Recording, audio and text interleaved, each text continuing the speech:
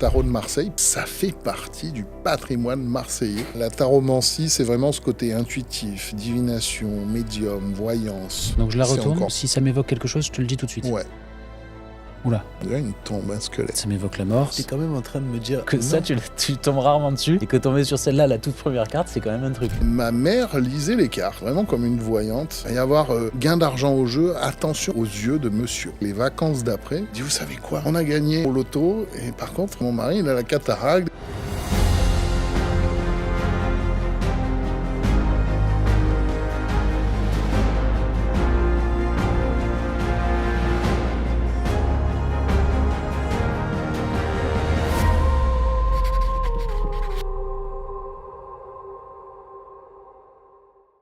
Bonjour à tous, ravi de vous recevoir dans cette nouvelle émission de Ils font Marseille. Je vous rappelle le principe de notre émission. Toutes les semaines, je reçois des personnalités de la ville de Marseille qui contribuent à faire de cette ville ce qu'elle est aujourd'hui, dans toute sa complexité, dans tout ce qu'elle a de beau et parfois de moins beau. Je reçois tout type de personnes, des personnalités politiques, bien sûr des joueurs de foot, puisque ça fait partie de la ville de Marseille, et tout type de personnalités qui, comme je le disais tout à l'heure, contribuent à faire de Marseille ce qu'elle est aujourd'hui. Aujourd'hui, je suis ravi de recevoir Emmanuel Coudreau, qui est le dirigeant de la maison du tarot marseillais.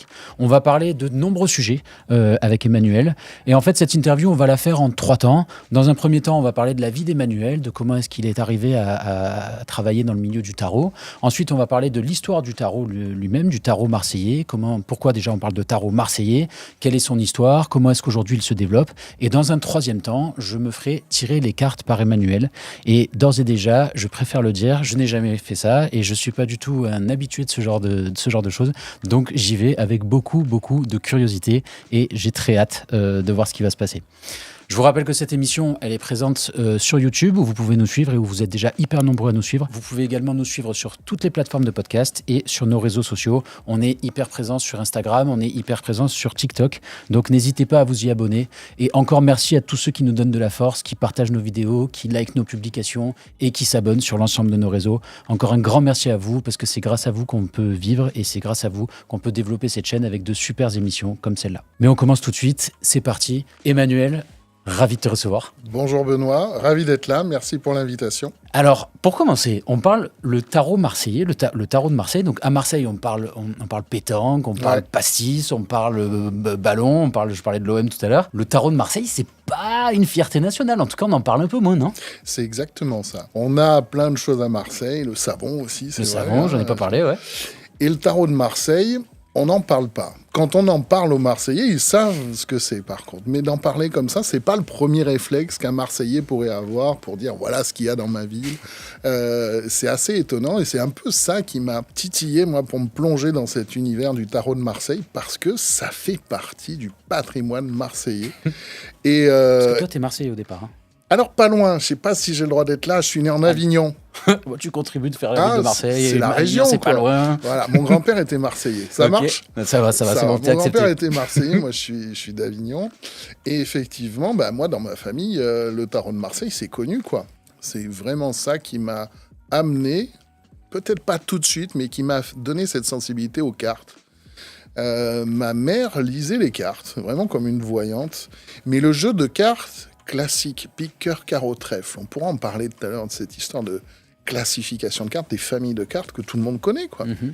Elle lisait l'avenir, elle lisait des choses à des gens en dehors de son boulot. Et comme j'étais gamin, elle m'amenait avec moi. C'était souvent quand on allait en vacances. Et je me souviendrai toujours une fois chez un couple de papy-mamie qu'elle connaissait, aux vacances de Toussaint. Elle leur annonce quelque chose. Puis moi, je n'avais pas le droit d'être là, d'écouter. C'était dans la cuisine, j'étais dans le salon. Et puis j'entends un truc. Voilà, il va y avoir gain d'argent au jeu. Attention au problème aux yeux de monsieur. Et ce qui m'a choqué, c'est que les vacances d'après, elle est arrivée, elle dit, vous savez quoi?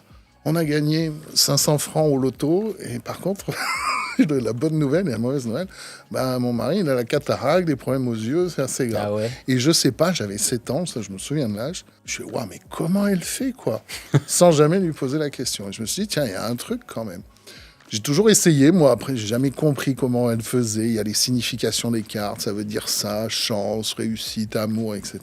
J'avais même essayé, tu vois, de de me tirer les sujets du baccalauréat avec ça.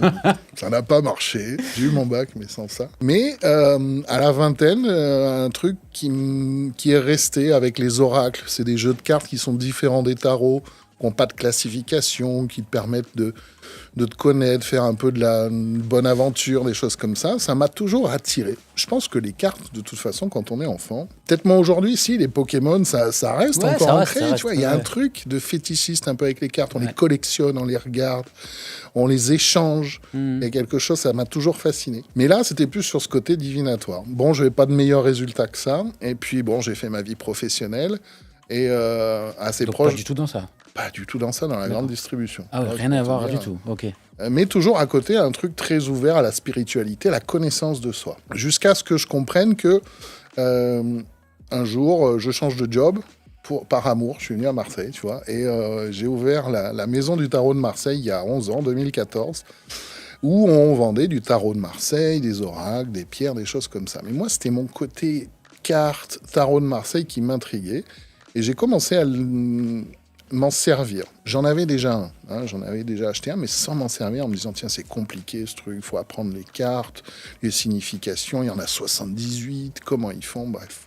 Puis un jour, j'ai pas eu d'autre choix que de me former, puisqu'il y avait un gars qui était formé par une des écoles du tarot, mais du côté humaniste, on en parlera tout à l'heure, pas divinatoire. L'école d'Alexandre Jodorowsky, ce fameux réalisateur de films, qui est encore vivant aujourd'hui, qui est un professionnel du tarot, un passionné du tarot, dans ce côté psychologique.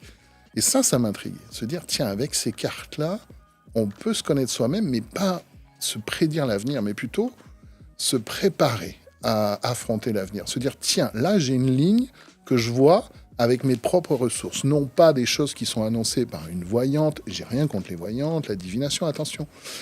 J'en ai déjà consulté. Mais là, c'est quelque chose qu'on a tout de suite quand on lit les cartes. On n'a pas à attendre le moment où la voyante me dit « ça va arriver dans 3 mois ».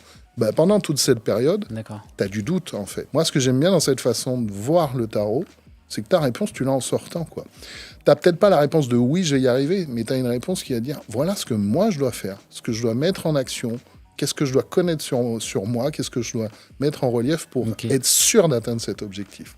Prends les infos pour la lecture tout à l'heure. Tu vois un peu, ça tourne. Je vois dans ton regard que tu as des idées déjà. Bien sûr, bien sûr. T'as vu comme c'est fascinant déjà? Oui. Rien que ça, de se dire, il y a un côté magique, il y a un côté, purée, je vais avoir les clés pour ouvrir un peu mon inconscient. Ouais. Et ça peut être intéressant. C'est pas apporté par quelqu'un, c'est apporté par toi-même. Et ça, j'ai trouvé ça fascinant. Et j'avais un gars, donc un client, qui était formé par cette école de Jodorowsky, qui faisait cette façon de faire. Il me dit « je t'apprends. » Puis moi, j'étais comme ça, je dis « oh là là, le temps que ça va prendre. » Oui, c'est long. Il me dit « mais c'est pas grave, tu prends le temps que tu veux. » Bah, forme-moi, vas-y, on y va, quoi.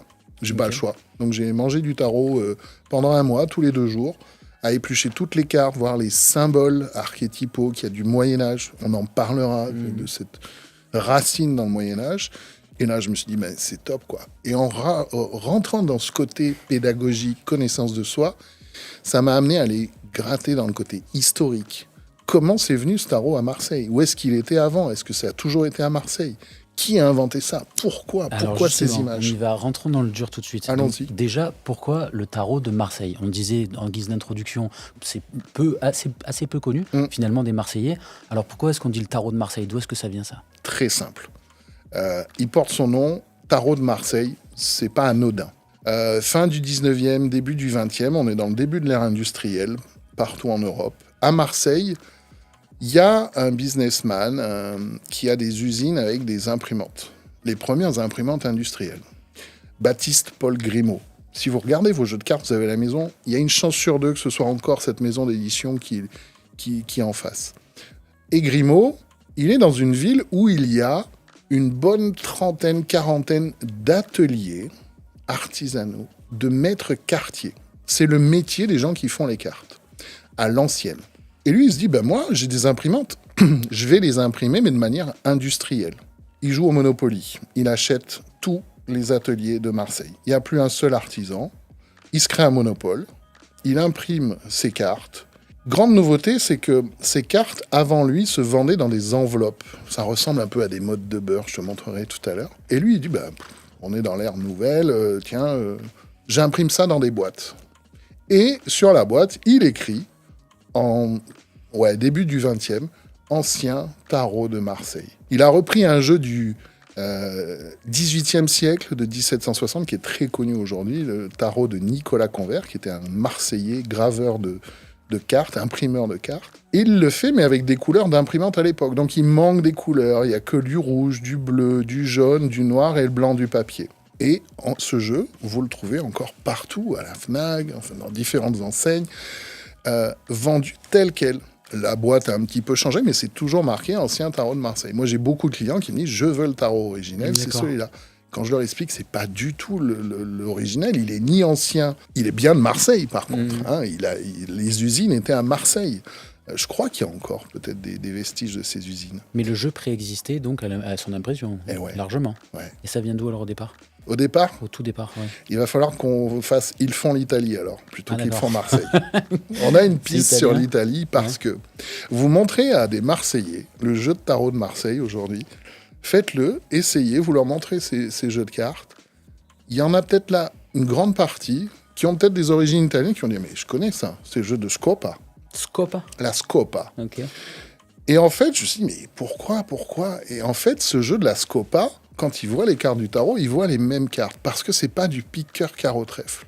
C'est coupe, épée, denier et bâton, les 4 familles du tarot de Marseille. C'est un indice flagrant pour dire « Ah, c'est la classification italienne ». Ce sont des cartes italiennes, le tarot, qui, au 14-15e siècle, auquel, au 14-15e siècle, on a ajouté 22 cartes, qu'on appelle aujourd'hui les arcanes majeures, mais c'est les atouts, qui ont formé ce jeu de tarot. Et donc, on sait, grâce à ça, en remontant du 20e jusqu'au 15e siècle, donc ça vient d'Italie. Ok. Je t'ai amené un exemplaire, une réplique d'un tarot italien qui pourrait être... je ne sais pas qui pourrait être, on sait que c'est l'origine du tarot. C'est une des plus connues et avérées trouvées du tarot de Marseille. C'est un tarot qui s'appelle le tarot Visconti Sforza. Le duc de Milan, en 1450, s'appelle Visconti. Il va marier sa fille à un futur de la famille Sforza, Francesco Sforza. Et comme cadeau de mariage pour sa fille, on est Renaissance, on est promis à 9 ans, marié à 15 ans, c'est un peu l'ambiance de l'époque. Il a le temps de faire ça. Il passe commande auprès de peintres italiens, peut-être Botticelli, des gars comme ça sont dedans, on ne sait pas trop encore, pour faire 78 cartes, mais au format de peinture, qui font à peu près cette taille-là. Et là, tu as une restitution de ce jeu tel qu'il devait être.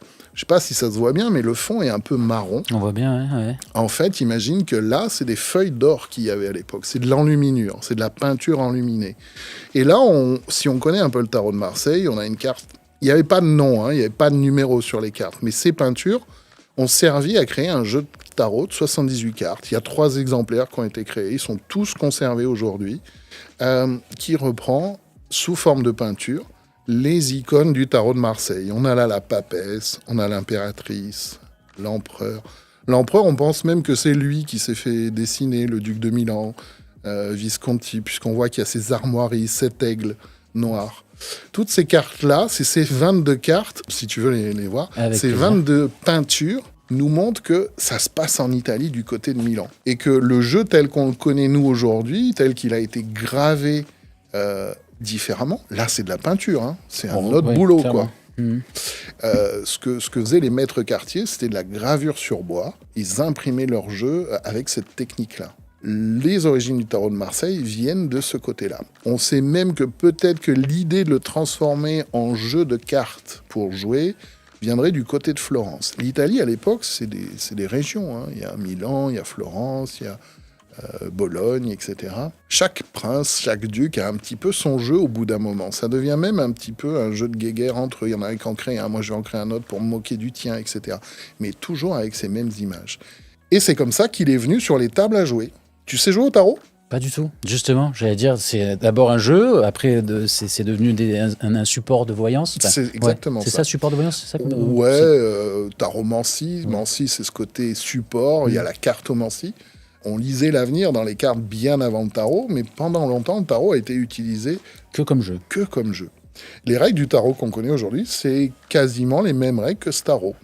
C'est juste que le tarot qu'on connaît, c'est piqueur, carreau, trèfle. Ça, c'est la classification française. C'est plus coupe, épée, denier, bâton. Les 22 atouts sont toujours présents. Ils n'ont plus de nom, ils ont juste les numéros. L'excuse, par exemple, dans le jeu de tarot, c'est la carte du mat ou du fou dans le tarot de Marseille. Le petit, le 1, c'est le battleur. Le 21, c'est le monde. Donc c'est resté un jeu très populaire. Mais peut-être qu'au bout d'un moment, c'est comme si, j'aime bien donner cet exemple, c'est comme si tu passais de Pac-Man à la PlayStation. Il y a un renouveau. On te dit, tiens, dans le monde des jeux de cartes, on a l'habitude d'avoir un jeu avec tout le temps le même paquet, en fait. Et là, il y a un nouveau, comme un add-on. On rajoute 22 cartes. Elles n'ont pas la même taille, elles sont plus longues. Et 22 cartes avec des dessins, des noms, des numéros qui sont plus fortes que les autres. C'est-à-dire, si on l'a dans la main, on est sûr de ramasser le pli. Et ça, c'est un engouement de fou. Et les maîtres quartiers, qui étaient des businessmen, qui faisaient des cartes, eux, ils voient qu'il y a une demande. Il y a des gens qui disent hey, « on le veut, ce jeu-là. On le veut. Ça a l'air trop bien. » Ben, on l'imprime. Et donc, il y a un business qui s'est fait. Alors, je sais, il y a ce côté où on dit... Ça, excuse-moi, c'est quand Emmanuel On est sur Marseille. L'Église, pendant près d'un siècle, a interdit un petit peu partout la production de ces jeux. À Marseille, l'autorisation est levée en 1630, 17e siècle. À ce moment-là, aucune vocation de voyance, rien du tout. On reste sur du jeu pur. Hein. Ouais. D'accord. On est sur le début de... On veut passer de ces peintures et les amener sur des petits bouts de cartes qu'on met dans la poche. Les voyageurs vont distribuer ça et on joue avec. L'Église était toujours un peu contre. Il y a plein d'images qui leur posent problème. Donc, ils ont mis des interdictions. 1630 à Marseille, on a le droit. Il faut payer une taxe, par contre. C'est pas que Marseille, hein, c'est partout où le tarot a été accepté. L'Église a dit « Ok, mais il faut qu'on ait une rétribution. » Et 1630 s'est levé. Le plus ancien tarot du monde qui a été retrouvé il y a 4 ans, qui est réédité depuis l'année dernière, est de 1639 à Marseille. Et il est marseillais. D'accord. Donc, il y a une vraie, vraie histoire. Sûr. Ouais. Il n'y a pas que ce côté de Grimaud qui a fait du business. Avant ça, il y a 2 siècles et demi de savoir-faire à Marseille. Même si ce jeu de tarot est imprimé en Italie, en Suisse, en France, Marseille est un endroit où le savoir-faire est fort. La plupart des maîtres quartiers marseillais ne sont pas tous originaires de Marseille. Il y en a beaucoup qui viennent s'installer parce que c'est ici qu'on sait faire. C'est de l'artisanat. C'est de la gravure sur bois. Terreau favorable, puisque historiquement, Marseille donc, est une ville où naturellement le tarot plaît et on sait le développer, on sait l'imprimer. Après ce coup marketing, je ne sais pas si je peux utiliser l'expression, mais coup marketing de Grimaud, fin du 19e siècle. Et alors depuis, qu'est-ce qui s'est passé ? Depuis, qu'est-ce qui s'est passé ? Ça a ouvert pas mal de portes sur des jeux industriels, on va les appeler comme ça, puisqu'ils sont plastifiés, etc. Il y en a 3-4 qui ont un peu émergé comme ça dans les recherches. C'est les historiens spécialisés et passionnés du tarot. Donc un qui est connu dans le monde du tarot, qui est marseillais, qui est Yves Reynaud, qui depuis les années 80, lui, c'est un petit rat de musée qui va chercher les jeux qui sont... Il y en a énormément dans les archives des musées à Marseille. Hein. Régulièrement, je vais en consulter. De voir des jeux du XVIIe, XVIIIe siècle. Son travail, c'est de les restituer. C'est vraiment un partage du patrimoine qu'il fait. Moi, j'aime beaucoup travailler avec lui. C'est lui aussi qui m'a appris beaucoup de choses sur le tarot. Toute sa collection, je la montre aux gens vraiment comme étant le plus bel exemple de dire voilà comment était un jeu à l'époque. Je t'en ai amené un, si tu veux voir. Avec plaisir. Voilà la fameuse motte de beurre. Cette enveloppe, c'est celle d'un maître quartier qui s'appelait François Chausson.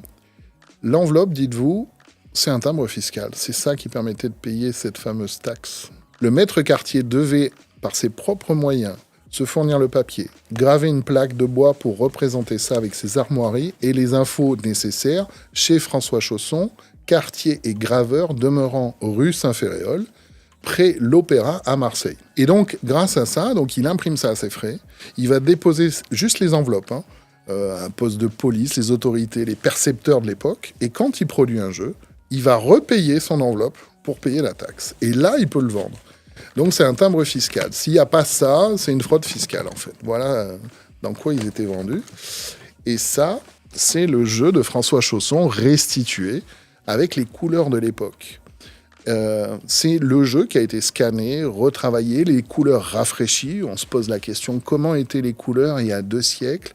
On sait que le vert, par exemple, avec le temps, il s'oxyde, il devient noir. Donc quand on voit du noir sur une carte, on a toujours un doute, est-ce que c'est du noir ou du vert? Eh ben, on sait que c'est du vert. Et tu vois, le petit dont je parlais tout à l'heure, c'est lui, c'est le battleur, la papesse. Toutes ces images qu'on a vues, voilà, pour comparer, ça c'est le battleur tel qu'il est vu dans le jeu de cartes, ça c'est comment il était vu par les peintres italiens. C'est comment décliner ça en ça. Bah ouais, là c'est de la peinture. Là techniquement, en gravure, on fait ça. Et ça... Le tarot, il est intimement lié à de l'artisanat, à un vrai savoir-faire. Ouais, donc ça va bien au-delà du jeu. Ça va peut-être enlever un côté un peu magique où plein de gens se disent oui, ceux qui faisaient les tarots, ils donnaient de l'énergie, des intentions, des connaissances. C'est pas le job des maîtres quartiers. Eux, ils ont fait que répéter. Celui qui, au début, a voulu faire ça, c'était ça. Celui qui s'est dit, tiens, pour transmettre ces infos, parce que ce cadeau, c'était pour se connaître soi-même, ces images servaient aux enfants à apprendre en jouant, à travers le jeu du tarot, à jouer en apprenant les choses de la vie, à comprendre soi-même par l'image et non pas par le texte. Même si on est enfant du duc de Milan, c'est pas sûr qu'on sait lire. Elle le savait, Marie-Blanche Visconti. Mais c'est comme si on faisait tu sais, les fiches de révision pour un examen. Et bien là, c'est pas des titres, c'est juste une image qui va symboliser quelque chose dans la vie du Moyen-Âge. Et c'est ça qui est fou, c'est que grâce à ça, c'est resté tel quel. Tu peux prendre différents jeux de tarot faits par des maîtres quartiers en jeu, entre 1630 et 1840, fin du 19e, c'est toujours les mêmes images. Il n'y a que la couleur et la taille des cartes qui va changer. Et donc ce jeu arrive comme ça dans les différents ateliers maîtres quartiers. Donc on a nos 22 cartes, et comme je te disais, on a nos fameuses familles italiennes, ça c'est l'as de bâton, 2 de bâton, 3, etc. Les coupes, les épées et les deniers. Ça existait avant le tarot, c'est ce qui a fait le tarot, ces 22 cartes. C'est celles-là qui sont intéressantes. Et c'est celle-là où on fera la lecture tout à l'heure, avec celle-ci qu'on fera la lecture. Alors, c'est arrivé quand, du coup? La vocation en tant que support de voyance, c'est arrivé quand? Ouais, bonne question. Siècle des Lumières, en France, dans les salons, il y a un monsieur qui s'appelle Cour de Guibelin, qui n'est pas très éloquent. En tout cas, il n'a pas de succès. Dans ces salons, on débat de plein de choses de la vie. Et lui, à chaque fois, il floppe, quoi. C'est un égyptomane. Et un jour, dans un salon, tout ce que je dis, c'est lui-même qui l'a écrit dans un livre plus tard. Hein. Je n'annonce rien, c'est vraiment ses termes à lui. Il a vu dans un salon, un jour, un débat sur un jeu de tarot de Marseille, on va l'appeler, mince, même s'il ne portait pas ce nom à l'époque, d'un tarot de Marseille qui était présenté pour débattre. Et il voit ces images. Et tout d'un coup, lui vient une idée, une histoire à raconter. Et il a une verve qui commence à se développer, et blablabla. Et on y voit, dans ce tarot, des symboles égyptiens, magiques, ésotériques, alchimiques. Dans telle carte, on y voit des pyramides cachées, regardez bien. Et il commence à raconter une histoire, et pour la première fois, on l'écoute. Je pense que je serais comme lui. Si tout d'un coup, je raconte un truc et qu'on m'écoute, c'est un peu la galéjade marseillaise, la sardine, tout ça. On m'écoute. Il faut se mettre à sa place. Et on est dans une époque où, tiens, on débat, il faut se faire un nom si on le veut, et ça marche. Et tout d'un coup, dans les salons, ça commence à se répandre. Oh, le tarot, c'est intéressant, on peut y voir l'avenir, on peut y voir des choses, c'est un peu magique. Ça, c'est le côté du siècle des Lumières, mais en parallèle, par exemple, il y a une voyante connue sur Paris qui s'appelle Marianne Lenormand, Mademoiselle Lenormand, qui, elle, est une voyante. Elle utilise le marc de café, les cartes classiques. C'est une rebelle. Elle va souvent en prison pour trafic de tabac. Elle y croise Joséphine, la future de Napoléon. Elle lui prédit un avenir grandiose, à tel point que Joséphine la recontacte plus tard pour lui dire quel est l'avenir de mon mari, et elle aurait prédit des exils, etc.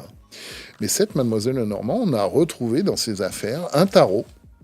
Et là, on peut dire un tarot marseillais, puisque le tarot qu'elle avait entre les mains à Paris, c'était un tarot de Tourcati, qui était un maître quartier marseillais, sur lequel il y a des annotations pour de la divination. Tiens, cette carte, je m'en sers pour annoncer l'amour, la réussite, etc. Et ce jeu-là, on comprend que ça y est, 1700, un peu avant la Révolution française, il commence à être utilisé pour de la divination. On n'a pas le réflexe avant. Alors que la cartomancie, le fait de lire l'avenir dans les cartes, existe depuis bien avant le tarot.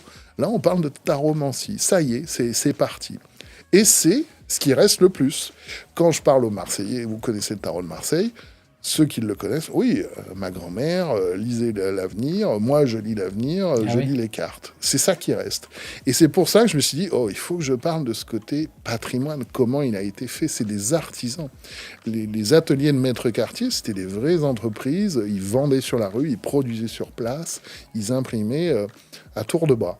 Donc, ce qu'il faut retenir concrètement du tarot de Marseille, il doit se lire à trois égards, à trois prismes. D'abord, un artisanat, savoir imprimer, savoir produire des cartes. Un jeu, pour s'amuser avec un point de vue purement ludique. Et puis, la taromancie, avec tout ce qui va avec. C'est ça. Et là-dedans, donc tu disais, c'est pas exactement la même chose que de dire le tarot aide à se connaître. Il y a un côté développement intérieur, développement personnel. Et voir l'avenir, tu fais la segmentation entre les deux ? Je pense. La taromancie, c'est vraiment ce côté intuitif, divination, médium, voyance, ceux qui travaillent avec l'intuition. Il y en a qui en ont, il y en a qui n'en ont pas. D'accord. Quand je fais des lectures, c'est pas, tu vas voir, je vais pas te dire ton avenir. Tu vas le voir par toi-même. Ou plutôt, tu vas voir le chemin pour accéder à ce qui est important pour toi. Parce que c'est rien d'autre de ce qu'on appelle les symboles archétypaux. Archétypal, ça veut dire qu'il va parler à tout le monde. C'est en gros moi et les cartes. Peu importe qui les a éditées, peu importe cette image, elle va parler quelle que soit ma culture, ma tradition, mes croyances, parce qu'en fait, ce qui compte, c'est la question que je vais poser. Et comme Cours de Guiblin qui raconte une histoire liée à l'Égypte, parce qu'il est fan de l'Égypte, quelle est l'histoire la plus fabuleuse que tu vas avoir quand tu vas te poser une question ? C'est la tienne, c'est ton histoire à toi. Donc le tarot va t'amener des réponses, peut-être certainement inconscientes, de dire « mais je sais faire ça en fait ». Et si je faisais comme ça ? Ah tiens, là j'ai un point faible, là j'ai un point fort. Donc toi, tu te revendiques pas du tout en fait de la voyance, du coup, mais vraiment du tarot dans ce qu'il a dans son essence même au départ. Il faut quand même avoir des compétences. C'est des compétences distinctes, mais il faut quand même avoir des compétences, une certaine énergie. De connaissances, tu penses ? Alors non seulement de connaissances, parce que déjà moi, tu vois, j'y connais rien du tout au tarot. Je découvre avec toi en même temps que tu parles, mais en plus il faut ressentir une énergie, il faut avoir quelque chose et avoir un feeling. Moi, je serais en incapacité totale de te montrer le chemin à travers des cartes, tu vois. Alors, parce que il faut pas chercher à montrer le chemin, il faut chercher, imagine, cette petite Maria Bianca, on lui demande de se poser les questions. Basta. Mon job à moi, c'est d'amener à te poser les questions. Je dis souvent, quand je forme les gens, soyez comme un petit enfant, vous savez, ces petits enfants. Et pourquoi tu fais comme ça ? Ouais, c'est comme ça. Je pose que des questions. Quand quelqu'un me dit, voilà, j'ai essayé de faire ça, et pourquoi t'as pas essayé autrement ? Et comment t'as fait ? Comment tu t'es senti ? Juste, je pose des questions. Je ne veux pas dire il faut faire comme ça parce que c'est mon comme histoire... chez le psy en fait. Hein. En fait, tu sais, Jodorowsky appelle ça aussi le tarot humaniste, mais tarot psy, c'est ce nom-là. C'est vraiment, on utilise ces images parce qu'elles ont un impact. Mais si tu les regardes comme ça, je veux pas devancer parce qu'on sait jamais si tu la tiens cette carte, mais il y a souvent des réactions. Oh, pourquoi j'ai ça ? Mon Dieu, attendez, on va se détendre, n'ayez pas peur. Regardez la carte. Qu'est-ce qu'il est ? Est-ce que c'est vraiment ce que vous pensez ? Et je te garantis qu'à chaque fois, le besoin, c'est de connaître un peu les connaissances de ces icônes au Moyen-Âge. Il y a une recherche historique de se dire, tiens, qu'est-ce que c'est qu'une papesse, tiens ? Une papesse ? Ouais. Okay. C'est à moi que tu poses la question ? Ouais. Je suppose que c'est un pape, mais en femme. Voilà, c'est possible ? Non. Pourquoi elle est là ? Elle existe dans le jeu. Il y a toute une symbolique. On ne sait jamais si tu l'as tout à l'heure, on pourra en parler. Pourquoi il y a une carte qui s'appelle la papesse et qui est restée pendant tous ces siècles-là, alors que le mot n'est même pas censé exister. Il y a bien quelque chose. Est-ce que c'est une légende ? Est-ce que c'est de l'histoire ? Il y a deux vagues là-dessus. N'empêche qu'elle est là, quoi. Et qu'elle a ce nom est dans le dictionnaire maintenant. Et ça, en fait, c'est qu'il y a une symbolique derrière à cette époque-là. C'est comme si aujourd'hui, on prenait 22 images des choses les plus importantes de notre société.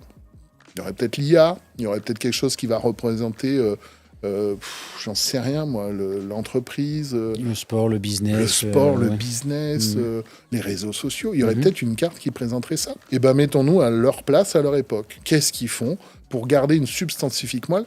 Attention, ça ne veut pas dire que ça décrit toute la société. Mais en fait, les connaissances, c'est juste du sens commun. S'il y a une papesse, c'est qu'il y a une bonne raison. Ça veut dire quelque chose.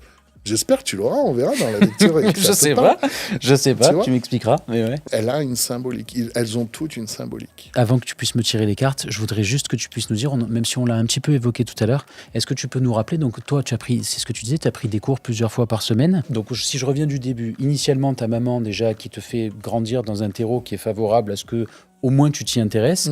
Après, tu prends des cours, et donc petit à petit, et après, il y a un moment où on se dit, en fait, moi, je vais pouvoir tirer les cartes. Le lendemain, en fait. D'accord. Vraiment, parce qu'au fur et à mesure de cette formation, qui est rien d'autre que des cours d'histoire, de dire, voilà, cette carte, quand elle a été créée, peinte, utilisée au Moyen-Âge, elle voulait dire ça. Et on apprend à faire le lien. Tiens, comment on peut faire le lien avec des choses d'aujourd'hui ? C'est que ça. Mais la majeure partie du contenu, c'est de comprendre qu'est-ce que c'est que cette carte, quoi. Toi-même, tu t'es fait tirer les cartes, du coup, aussi ? En fait, c'est ça qui m'a fait dire... moi, comme je te disais, je faisais un peu de divination avec les oracles. Un jour, ce monsieur, Jérôme Calogérogianis, vient dans ma boutique. Il me dit, voilà, moi, je fais du tarot. Je dis, écoutez, moi, le tarot, j'entends tous les jours des voyants. Je ne veux pas mettre des voyants ici. Les gens le font, il n'y a aucun souci. Mais j'ai rien contre, je voulais pas juste le pousser. Et il me dit, écoutez, essayez au moins, quoi. On fait une lecture sur un sujet, peut-être comment on va faire, quoi. Et il me fait tirer 3 cartes. Et moi, je suis blablabla, blablabla, blablabla, blablabla. J'avais une question, et tout. Et je dis, ouais, il faut que je fasse ça, ça, ça. Et je dis, mais vous êtes un escroc, vous avez rien dit. Il me fait, voilà. Il n'y a pas besoin. Vous étiez plongé dans votre question, je vous ai juste demandé où est-ce que vous êtes dans les cartes, qu'est-ce que vous êtes en train de faire. Et après, il m'a laissé faire. Et là, je me suis dit, c'est la première fois qu'on me fait ça. Et c'est là que je me suis dit, c'est l'école Jodorowsky, c'est ça. Et quand on voit Jodorowsky, il comprend, il est allé chercher comment étaient utilisées ces cartes. Et avant ça, pourquoi ces images étaient importantes dans l'iconographie, dans les textes, dans les livres du Moyen-Âge. Bon, Emmanuel, je te cache pas que je m'attendais pas à une séance de psy illustrée, mais j'ai l'impression qu'on s'y dirige dangereusement. Mais ok. Écoute, si tu veux bien, on y va de suite. On y va ? Allez, let's go. On y va. C'est Alors, parti. comme tu l'as compris, il faut qu'il y ait un contexte pour cette lecture. Mettre une carte comme ça, sans background, j'ai envie de dire, on peut en sortir des choses. Déjà, quand tu reçois quelqu'un, c'est quelqu'un qui arrive avec un contexte, une problématique, et Ouais. c'est ça, il a une problématique, un sujet, je sais pas, en amour, en business, en je sais pas quoi, C'est ça. et il vient précisément pour se trouver des réponses. Voilà. Ok. Par contre, on passe beaucoup de temps avant de tirer les cartes pour bien définir la question. On passe une bonne heure des fois, hein. Ça dure 1h30, voire 2 heures. Et là, Bien. c'est juste une discussion. Hein. Ouais, on va prendre 3 heures, là, ça va aller, c'est bon. Ok. C'est juste une discussion Ouais. où je trouver fais le le bon petit sujet. gamin. Ok. Et pourquoi vous avez fait, pourquoi c'est important pour vous, Ok. etc. Là, je vais te le faire en accéléré. En gros, tu as une question en tête qui doit dépendre de toi. Il faut D'accord. que ce soit vraiment quelque chose en développement personnel. Et c'est pour ça que les questions souvent démarrent plus par qu'est-ce que je dois faire ou comment je dois faire pour. Et c'est le pour qui t'est privé là à toi. D'accord ? Tu l'as ? Et si tu ne trouves pas, si tu veux Allez. en parler, on peut. Non, Ouais. non, allez, on y va. Qu'est-ce Mais que moi, Benoît, je peux faire pour ? Qu'est-ce que je dois ? ça met pas à mal l'expérience, j'allais dire, je sais pas si c'est le bon terme, que le fait que je la partage pas. Ah non, c'est juste comme on est sur un média, c'est peut-être privé. Moi, Parce que je c'est respecte. ça, je sais pas trop comment envisager la chose. Par exemple, est-ce que ça fait sens que de dire on est dans le lancement de ce média, ouais. Ils font Marseille, on s'éclate, on a une super équipe. Excellente J'ai question. envie, moi, qui suis à l'initiative du projet, de savoir qu'est-ce que je dois faire pour que ce projet aille loin. C'est top. Ça te va ? On Allez. mise sur Ils font Marseille. En pensant à cette question, les cartes sont à toi maintenant. Tu en fais ce que tu veux, tu les mélanges, tu les coupes, tu fais comme tu veux. Ok. Je te demande juste, c'est à un moment, tu les étales sans les retourner. Et tu penses toujours à ta question. Comme Ok. si tu restais focus. Comme tu Ok. es en train de mettre ton inconscient en mode, allez, là, je vais parler. T'inquiète pas, tu parleras si tu veux. Ça va parler dans ta tête. OK ? Quand tu le sens, tu fais comme tu veux, tu les étales. Bon, je peux mélanger, hein, tu m'as dit. Ouais. Quand même. Je vais mélanger un petit coup. Vas-y. Histoire de. Allez, je les étale sur la table Ouais, et je ne les regarde pas. voilà. Tu vas en sortir de la ligne 3. Tiens, on va partir sur 3 cartes. Toujours, tu penses à ta question, tu restes focus. En le faisant, t'en pousses 3 sans les retourner. Ok. Donc, on a ces 3-là. Celle-là. Celle-là. Et celle-là. Ok. Hop. Tu penses toujours à ta question. Et quand tu le sens, je regarde juste qu'elle soit dans le bon sens. Hop. Quand tu le sens, tu les retournes. Et ce que je te demanderais, c'est dès que tu la retournes, s'il y a quoi que ce soit qui te vient à l'esprit, et même s'il n'y a rien, c'est pas grave, mais s'il y a quelque chose qui te vient à l'esprit, tu me le dis tout de suite. Sachant que moi, Emmanuel, je t'ai dit, je joue pas au tarot, donc je sais même pas ce que ça représente. T'inquiète pas. Donc je la C'est retourne. encore mieux. Et si ça m'évoque quelque chose, je te le dis tout de suite. Ouais. Ok. Soit tu en tournes une seule, soit les 3 d'un coup, tu fais comme tu veux. Oula. Voilà. Ça m'évoque où là on dirait un squelette. Ouais. Et on dirait une tombe même. Ouais, on dirait une tombe, un squelette. Ok. Donc ça m'évoque pas quelque chose de particulièrement favorable. Pourquoi? Parce qu'un squelette, ça m'évoque la mort, immédiatement. Ouais. J'ai peur pour le média, hein. J'ai très peur pour le Pourquoi média. ça? Non, ça m'évoque la mort, Ouais. Spontanément. Je vois des membres découpés, Mhm. donc ça m'évoque quelque chose de même presque sordide. Ok. On voit juste, je dis que c'est un squelette, mais en réalité, on voit juste la colonne vertébrale. Merci. C'est pas nécessairement un T'as vu? squelette finalement. Ouais. Et là, on change déjà un truc. On a regardé un peu plus longtemps la carte. Ouais, Ouais, ça fait penser à un squelette. ouais. Il y a une colonne vertébrale. Et après, on voit 2 têtes en bas. Ouais. On se demande bien qui c'est. On voit 2 mains qui. Ouais. Voilà. Ouais. Bref, si je récapitule, initialement, un sentiment de wow, qu'est-ce que ça veut dire ce truc-là? Et après, en fait, je me demande ce que c'est. Comment elle s'appelle cette carte? Aucune idée. C'est la seule qui n'a pas de nom. On l'appelle Ah ouais l'arcane sans nom. L'arcane 13. Ouais, bien sûr, on va pas se voiler la face dans l'iconographie, c'est souvent pour illustrer la mort. Mais là, on le marque pas. C'est la seule carte qui n'a pas de numéro. La mort, elle est quand même, comme tu l'as dit, c'est pas un squelette. Quelle couleur est sa...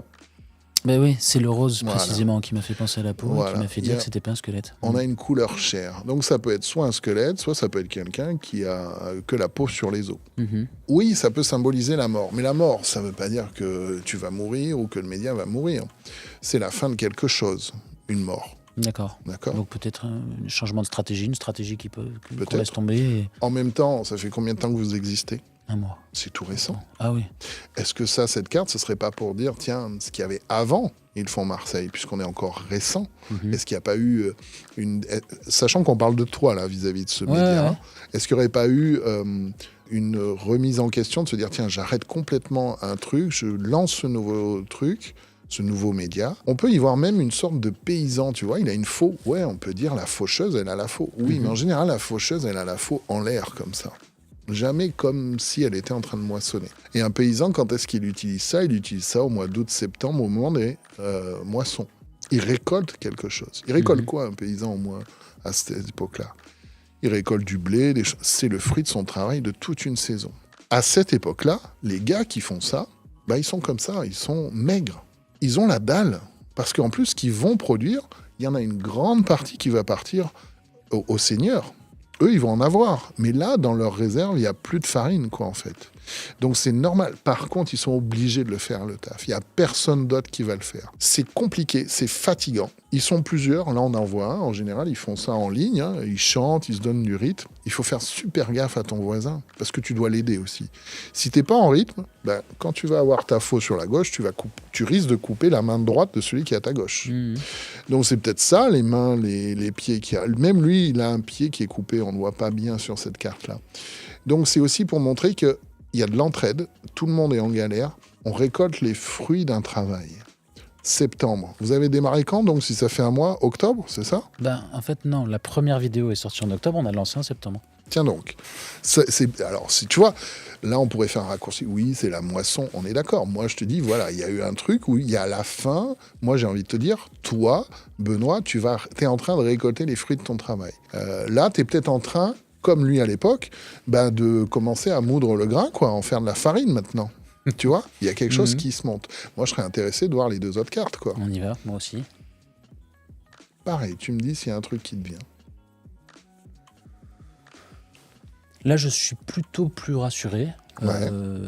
Parce que, ma foi, déjà, la figure m'est un peu plus connue. On dirait un valet. Comme je te dis, moi, je connaissais pas les cartes du tarot. Donc, je me rattache aux cartes que je connais. Et en l'occurrence, là, on dirait un peu un valet. Qu'est-ce qui te fait dire que c'est un valet?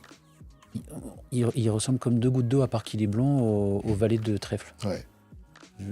De mémoire. Qu'est-ce qu'il a de différent avec le valet de trèfle? Il a une couronne. Il a une couronne. Ouais. Donc, c'est le roi, c'est pas le valet? Ça peut être le roi, ça peut être un prince. C'est quelqu'un qui a une couronne, en tout cas. C'est pas le valet. Il est un cran au-dessus. En général, les valets, ils sont pas dans les chariots. puisque la carte s'appelle le chariot. Oui, on voit un char, effectivement. Ouais. Donc, ce char, ça symbolise plutôt puissance, peut-être guerre, ma foi. Ouais, Ouais, peut-être guerre. il est armé là. Non, je crois pas. Il a quoi dans sa main? Non, il a son... Comment ça s'appelle? Un sceptre de ouais. pouvoir, ouais. Il a un sceptre de pouvoir. Vraisemblablement, c'est quelqu'un qui a de l'autorité. Qu'est-ce qui te fait dire ça? La couronne et le sceptre, son accoutrement aussi. Mhm. C'est quelqu'un qui semble avoir de l'argent aussi, Mhm. puisqu'il est plutôt bien habillé. Mhm. Il a le char a l'air assez faste, Il est habillé comment? en armure. En armure. Mhm. Tout le monde n'a pas une armure au Moyen-Âge. Ceux qui font la guerre. Ouais, les puissants, les rois, les empereurs, etc. Il n'a pas d'arme, mais il est paré. Ah. Ouais, il a un pouvoir. Il a un pouvoir. Regarde son visage. Qu'est-ce qui t'évoque, son visage? Alors, c'est vrai que ça, c'est peut-être le seul bémol sur lequel je t'ai dit que spontanément, j'avais une idée plutôt positive de la carte.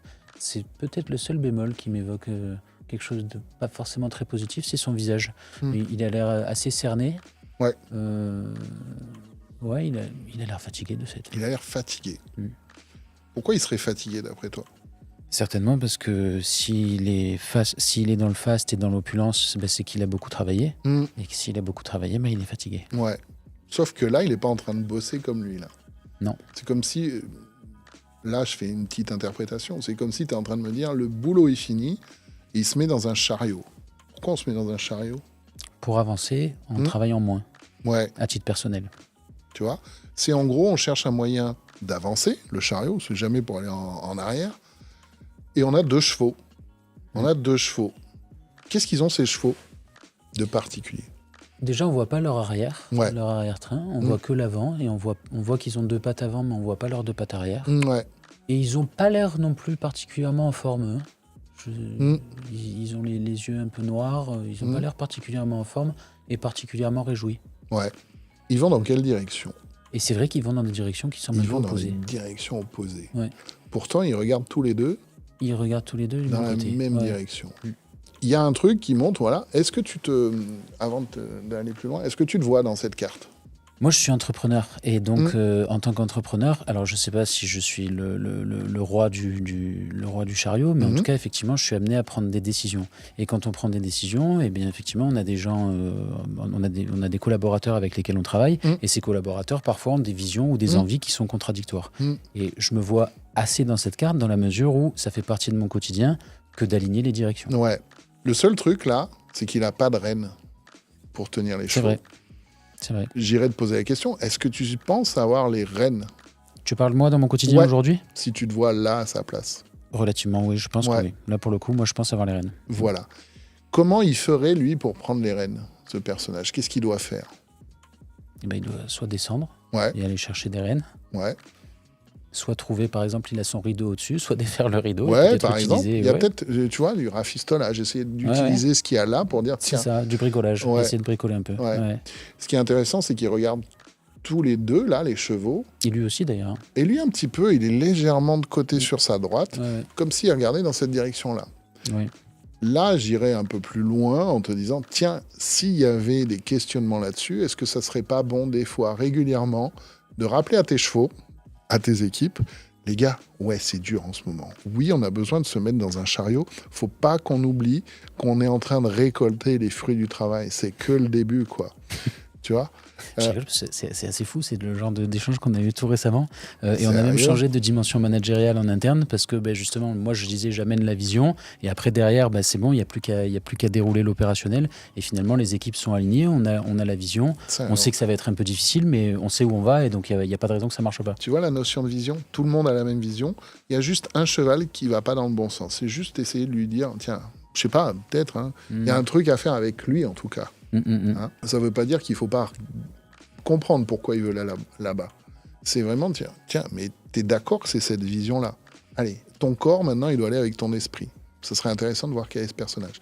Et est-ce que la vision, lui qui montre peut-être la direction, c'est quoi cette direction? J'y vais? Allez!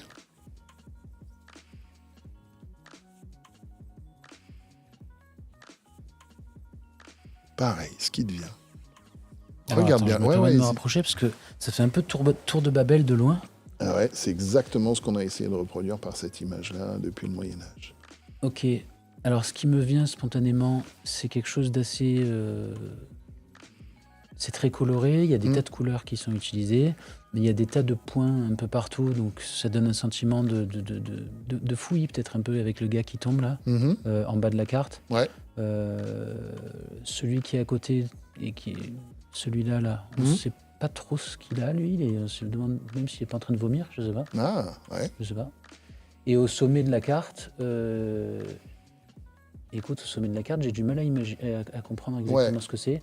Ce que je peux te dire, c'est que oui, ça me donne un sentiment une grande diversité qui se rejoint autour de cette tour. Ouais. Voilà. Qui se rejoint autour de cette tour. Il y a quelque chose de fouillis, diversité. T'as vu, t'as ces taches de toutes les couleurs. On peut y voir des confettis, on peut y voir différentes. C'est des éléments qui sont particuliers, qui ont des couleurs différentes. Et puis il y a un personnage, tu dis, qui tombe. Ouais, alors je visais à celui-là. Celui-là. Ouais. Il tombe. Est-ce qu'il va mourir? Est-ce qu'il va se faire mal? Ah, là, je pense qu'il va bien se faire mal, parce qu'il tombe en plein sur sa gueule. Ouais. Il a un réflexe, c'est de mettre les mains, heureusement. Hein, il va amortir quelque chose. Ouais. Et l'autre, tu dis, il est peut-être en train de vomir. Il y a un trop-plein de quelque chose, quoi. Il évacue quelque chose. Ouais. Ok. Et là-haut, c'est pas clair. Là-haut, on dirait une couronne. Voilà. On retrouve une couronne. Et ça serait quoi?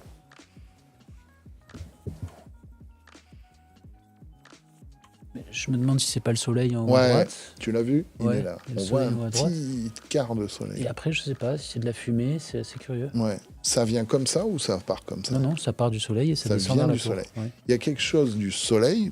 Allez, on se met à la place de ces gens-là à l'époque. Le soleil, c'est pas Dieu, on est d'accord, mais c'est quelque chose d'important qui rythme les journées autant que la lune, quoi. Il y a une influence du jour, il y a une lumière. Ça peut être la lumière, ça peut être l'énergie de quelque chose de supérieur. Et qui fait quoi, la couronne? Mais on ne se rend pas bien compte si la couronne se ferme ou si elle est ouverte précisément par la fumée qui vient du soleil. Exprès. C'est pour qu'on se pose cette question. Moi, ce qui m'intéresse, c'est comment toi, tu la vois. Elle vient se placer ou elle vient d'être Moi, dégagée? j'ai le sentiment que la fumée descend et veut rentrer à l'intérieur de la tour, alors que la couronne vient au contraire se fermer pour essayer d'empêcher la fumée de rentrer à l'intérieur. Ouais. Pourquoi l'empêcher de rentrer? Qu'est-ce qui se passe quand il y a une fumée qui rentre dans un bâtiment? Les gens sautent de la tour, et c'est ce qui se passe avec le gars. Ouais. Et donc, pour les protéger, pour éviter que la fumée ne rentre dans la tour, la couronne se ferme, et elle protège ainsi les gens qui évitent de sauter. Maintenant, c'est quoi cette tour? C'est quoi cette couronne pour toi, hein? Moi, la tour, je la vois comme... c'est l'organisation, c'est la structure, c'est comment dire? L'édifice. Voilà, c'est le mot que je cherchais exactement. La tour, c'est l'édifice. Et la couronne, donc c'est je suis déformé par mon monde professionnel, c'est pas possible. Hein. Mais non. La couronne, c'est le top management qui est précisément en charge de protéger l'édifice et d'éviter que les gens qui vivent à l'intérieur et qui précisément vivent au sein de la tour n'en sautent. Ne soient en train de vomir ou en train de tomber, quoi, risqués pour leur santé ou leur vie. Mais donc, si on le lie à ce prisme-là, ça veut dire que la fumée est menaçante et que la couronne vient le protéger. Ouais, symboliquement, attention, une fumée qui vient d'en haut, de quelque chose de plus lumineux, ça peut peut-être vouloir te dire, attention, si dans le futur, il y a quelque chose qui te paraît trop lumineux, trop grand, ton rôle, ça va être peut-être d'ouvrir un peu, mais pas tout faire entrer, tu vois, de protéger. Et la tour, l'édifice, qu'est-ce que ça symbolise? Une construction? Une construction. C'est quelque chose qu'on a fait brique après brique. On peut même les compter, les briques. On va pas le faire, bien sûr. Mais ça montre qu'il y a une intervention. Tu es dans ton champ. Tu prends un chariot, et là, on arrive sur quelque chose qui est construit. J'en sais rien. Est-ce qu'il n'y a pas une recherche? Là, je fais de l'interprétation. De locaux propres pour vous, pour ce média, de comment ça s'appelle? Le siège, un truc comme ça. En tout cas, il y a quelque chose qui est construit et qui montre que, comme Babel, quoi, c'est une volonté. Qui veut dire, attention, Babel, ça veut dire si tu vas trop haut, si tu veux aller atteindre Dieu, il va te taper dessus, quoi. Il y a peut-être un truc à un moment où il faudra peut-être déceler, tiens, attention, on peut rester là, ça veut pas dire qu'il faudra y rester tout le temps. Tu vois, on est sur un truc là du moment. Ou peut-être que toi, tu as des projets plus grands déjà en tête, qui sont de se dire, tiens, on va... pour des raisons peut-être de personnes qui travaillent avec toi, il faut que je les protège, ces 2 personnes. C'est peut-être pas que 2 personnes. Tiens, pour les garder dans le truc, il faut faire un domicile. C'est une tour, c'est pas une maison. C'est quelque chose qui est censé être dans les châteaux, se protéger des invasions, des choses comme ça. J'ai envie de dire, mets un videur à la porte, quoi. J'ai envie de te dire, tu vois, filtre la fumée, filtre, et pense au mot fumée que tu as utilisé. La fumée, c'est quoi symboliquement ? Le feu ? Ouais, il y a le feu qui vient du soleil, et tu peux avoir ça, donc ça veut dire attention, il y a quelque chose de chaud qui est destructeur, et la fumée aussi, aujourd'hui, c'est en gros, tu m'en fumes, quoi. Attention à des choses qui vont peut-être essayer de t'enfumer, des trucs comme ça, et par toi, tout le bâtiment. D'accord. Est-ce que tu vois d'autres choses maintenant en voyant ces 3 cartes ? Ben, en fait, oui, mais c'est quelque chose d'ultra personnel. Bien sûr. Au prisme de tout ce qu'on vient de dire, là, incontestablement, il y a l'image du travail et le travail qui appelle potentiellement à la mort. Enfin, c'est comme ça que je le lis. Ici, le travail amène quand même des résultats. Et preuve en est, ça amène potentiellement peut-être même une situation avec des collaborateurs. Enfin, en tout cas, le char qui symbolise aussi qu'on va vers l'avant. Mais attention quand même, on est rappelé à l'ordre sur la dernière carte avec, ben oui, on peut construire de super choses, mais l'ambition, parfois, elle peut aussi, elle nécessite d'être maîtrisée pour pas amener à n'importe quoi. Ouais. Et là, l'ambition, elle est quand même déjà grande, cette tour. C'est ça qu'il faut voir, c'est que ça présage qu'il va y avoir du grand. Peut-être falloir, non pas penser à s'arrêter, c'est pas ça que ça veut dire, c'est dire, attention, il faut être vigilant pour qu'elle reste intacte, cette tour. Voilà comment ça se passe, grosso modo. Excellent. Tu vois, mais franchement, c'est bluffant. Hein ? C'est bluffant. Ah ben, je suis ravi. Ouais. J'ai fait que 2 petites interprétations, je crois. 2 fois où je t'ai poussé un truc, tu vois, je sais plus quoi exactement, mais est-ce que ça serait pas ça ? J'évite de faire ça en général. Mais en général, les lectures, c'est 1 heure, 1 heure et demie, 2 heures. Donc, on a le temps de délayer tout ça. Ouais. C'est une vraie rencontre avec soi-même, je trouve. Ben, complètement, mais je disais en rigolant et à moitié en rigolant, l'aspect psy, mais il y a clairement de ça. En fait, Oui, tu arrives à mais te je suis pas découvrir psy. à travers. Par contre, c'est de comprendre, tiens, qu'est-ce qui doit se passer dans la tête de la personne en lui posant des questions. Est-ce que tu as pensé à ça ? Est-ce que là, je t'ai pas trop questionné, juste. Et si vous étiez ce personnage qui tombe, pourquoi vous étiez où 2 secondes avant ? Est-ce que vous allez vous relever ? Est-ce que vous allez casser les bras ? Et vraiment, il n'y a pas de science exacte. Quand tu m'as dit, cette couronne, c'est mal foutu, on ne sait pas si elle est là pour se poser et enlever. Et même lui, c'est pareil. Est-ce que c'est la mort, la faucheuse, ou est-ce que c'est un paysan, ou c'est toujours, est-ce que c'est un prince, est-ce que c'est un imposteur ? On peut toujours avoir, une carte n'a pas une signification formelle. C'est la personne qui va la regarder et avec ce qu'elle a en tête qui va lui donner une histoire. Cours de Guesbelin, c'est ce qu'il a fait en fait, sur 22 cartes.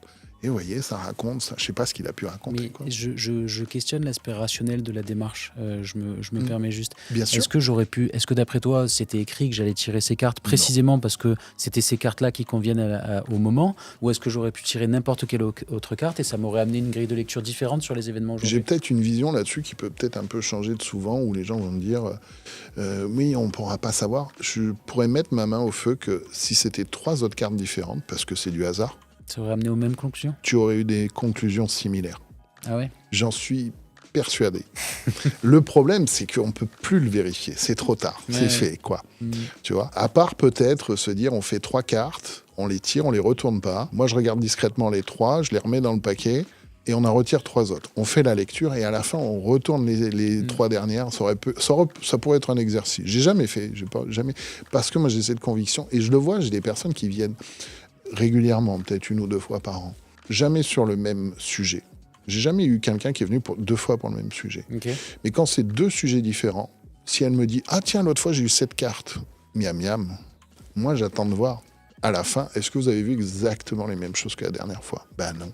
Là, j'ai vu ce détail. Là, c'est ça qui m'a sauté aux yeux. Et ça, je te garantis, tu dis, ben voilà, en fait, une carte, elle peut être vue de différentes façons. Là, tous entre nous, on peut remettre une carte, on pense chacun à notre question, voir la même, tiens. Et de se dire, tiens, à la fin, on dit rien, et à la fin, chacun exprime ce qu'il a vu. Tu verrais qu'il y aurait différentes versions. Est-ce qu'il n'y a pas quelque chose de...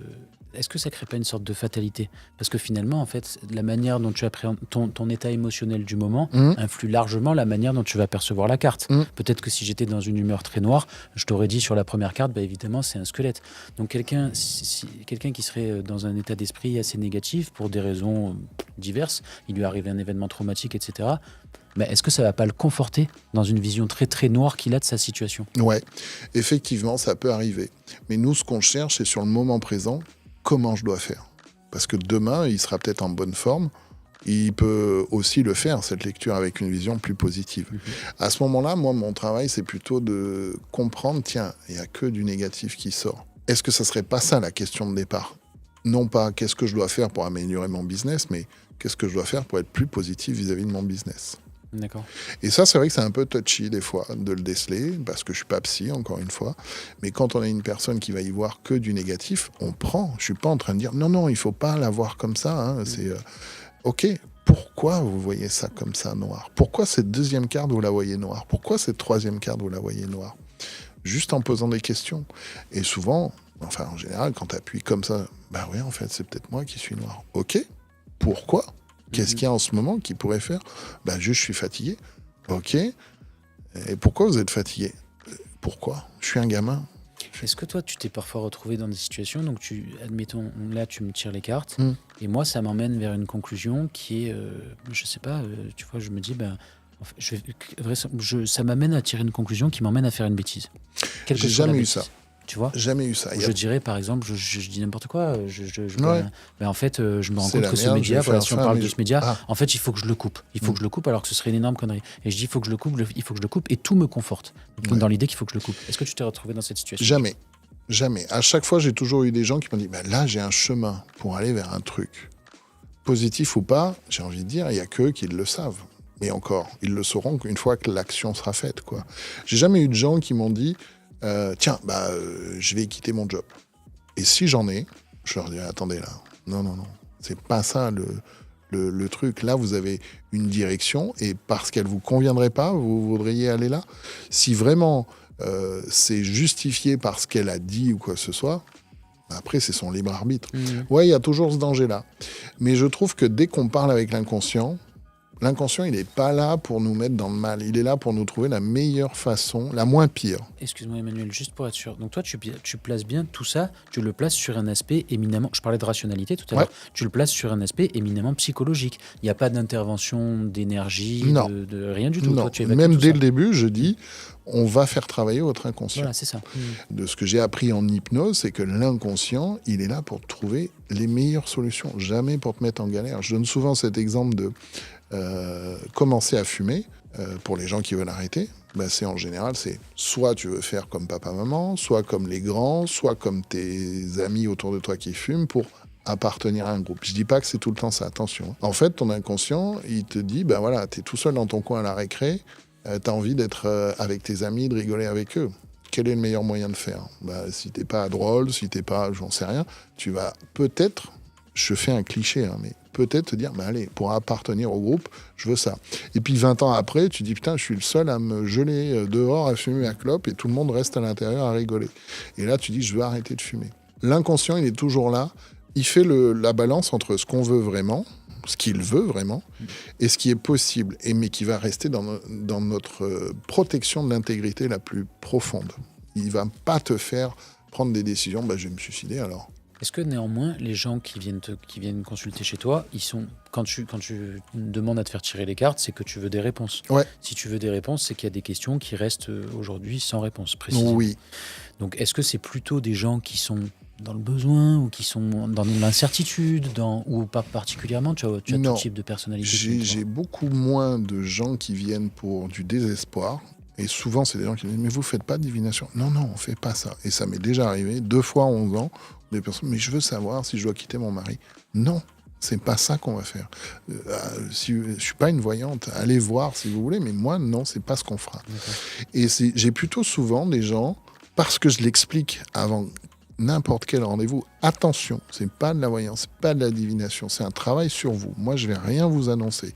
Donc déjà, il y a ça. Et quand les gens viennent, c'est vraiment qu'il y a des choses très profondes.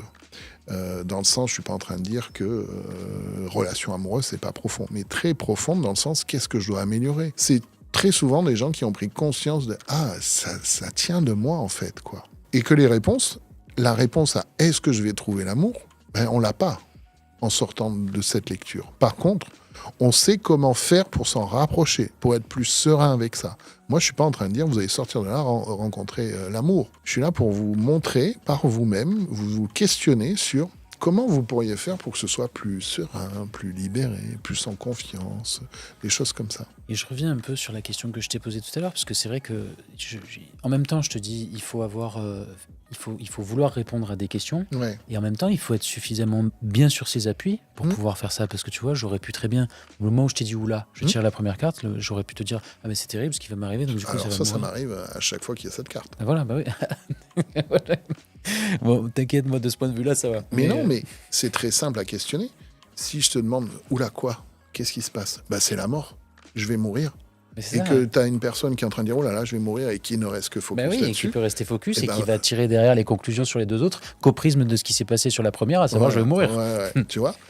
Ben, en fait, moi, si j'ai des cas extrêmes comme ça, de gens qui vont rester focus sur ça, sur le truc négatif, Ouais. redescendez, c'est qu'une carte. C'est pas en train de dire vous êtes en train de mourir, c'est pas de la divination, vous avez de la chance. T'es quand même en train de me dire à petits mots que ça, Non. tu tombes rarement dessus et que tomber sur celle-là, la toute première carte, c'est quand même un truc. J'ai dit que je tombais rarement dessus sur quoi?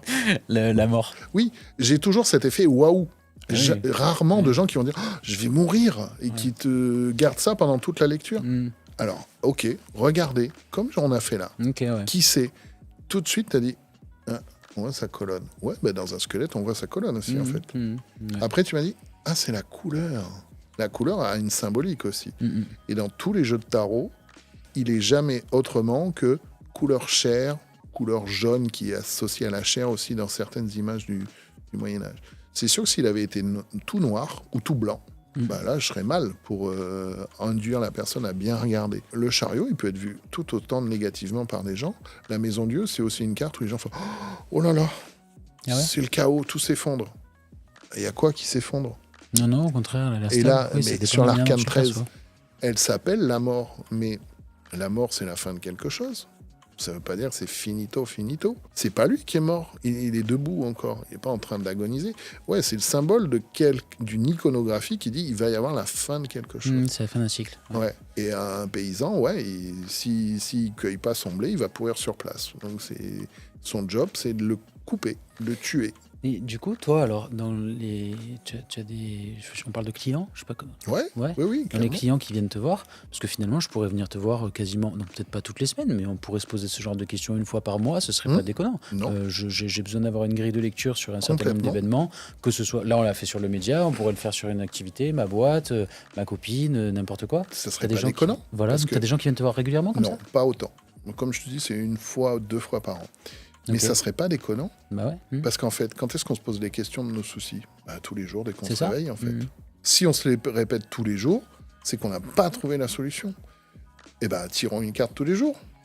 Si on veut, il n'y a pas de problème. Moi, je suis quasiment persuadé qu'au bout de 2 ou 3 jours, il y aura une vision, et que le 4e jour, il y aura peut-être plus du tout cette question-là. Et souvent, le plus compliqué, c'est de se faire sur soi-même. C'est ce que C'est j'allais pas dire. Ça objectif. t'arrive, toi, ça fait sens. Très peu, Ouais. parce que je suis pas objectif. On Ouais. n'est pas objectif. Mhm. On va voir que ce qui nous arrange. Quand c'est quelqu'un qui te dit hey, t'as pensé à regarder ça? Et t'as pensé à prendre tes clés avant de partir? Ah merde, c'est vrai. C'est ça, tu vois. Ouais. C'est toujours quand il y a une personne extérieure, pas liée par la connaissance, du sentiment, des gens qu'on connaît pas en plus. Il y a des gens qui m'exposent des trucs de dingue.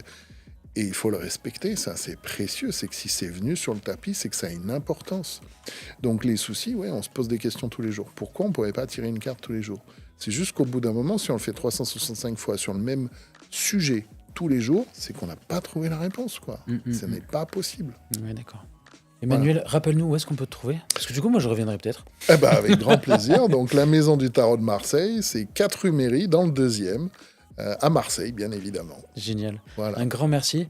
Avant de finir, j'ai toujours une question. Si tu as vu nos émissions, tu la connais peut-être. Oui. La question pour conclure, qui est-ce que je mets à ta place pour la prochaine émission? Qui est-ce qui serait intéressant d'inviter? Eh ben moi, j'aimerais bien Yves Reynaud. Ah, donc oui, lié au tarot de fête. Voilà, j'aimerais bien. Et si tu veux, on Une pourrait- encyclopédie sur l'histoire du tarot de Marseille, c'est ça? Ouais, et en plus, ce canaillou, il est en train d'écrire un livre sur le métier des maîtres quartiers qui n'est pas encore sorti. Et il m'en parle très souvent et il me donne des bribes comme ça. Alors, il va pas en parler peut-être plus, mais c'est vraiment quelqu'un qui, lui, à force de faire les tarots comme ça, et aller comprendre avec un autre expert en France, pas un Marseillais, lui, Thierry de Police, un historien à la BNF, va chercher les actes d'état civil, savoir qui était maître quartier de telle date à telle date, arrive à déceler même les faux jeux, puisqu'on sait qu'il y en a qui ont porté un nom, mais c'est pas eux qui l'ont fait, etc. C'est vraiment un inspecteur, chercheur, fouineur du métier de maître quartier, que à Marseille en plus. Mais avec grand plaisir. Allez, tu me donneras son numéro. Allez, on fait ça. Merci Emmanuel. Merci Benoît. Merci à tous de nous avoir suivis et on se retrouve très vite pour une nouvelle édition de Ils font Marseille.